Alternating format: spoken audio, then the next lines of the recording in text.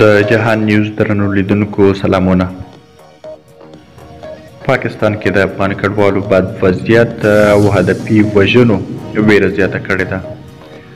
په جلا وطنۍ کې د بشري حقوقو د مدافعینو نړیوال فدراسیون په پاکستان کې د افغان کډوالو د بد وضعیت په تړاو اندېښنه ښودلې ده.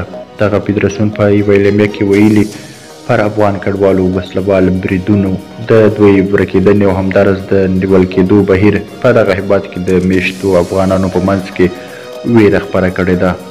د دې اعلامیې په یوه برخه کې راغلي چې په دغه هېواد کې د افغان کډوالو نیول کېدو او لا درکه کېدو د کډوالو په منځ کې اندېښنې زیاتې کړې دي.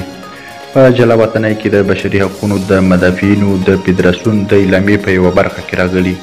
په جلا وطنۍ کې د بشري حقوقو د مدافعینو نړیوال فدراسیون له نړیوالې ټولنې غواړي چې د یو انساني غمیزې د مخنیوي په موخه ژر تر ژره په پاکستان کې د افغان کډوالو پر نازک وضعیت غور وکړي. په جلا وطنۍ کې د بشري حقوقو د مدافعینو د فدراسیون رئیس سمیع الله عزیزي هم وویل کومې وروستۍ پیښې چې موږ یې شاهدان وو هدفي وژنې دي. د ویزې یا اقامې نه درلودلو له امله نیول کېدل و. په دې وروستیو کې د ځان وژنې ځینې پیښې هم وې.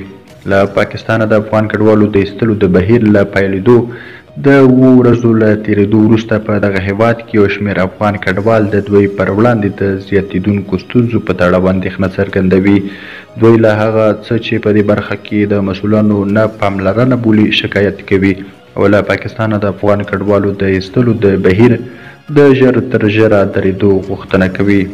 په پاکستان کې د افغان کډوالو د شورا رئیس میر احمد رؤف بیا وویل داسې یو میکانیزم باید جوړ شي چې د کډوالو تشویش او اندېښنه ورسره پای ته ورسیږي او دغه تاوتریخوالی هم ورسره راکم شي.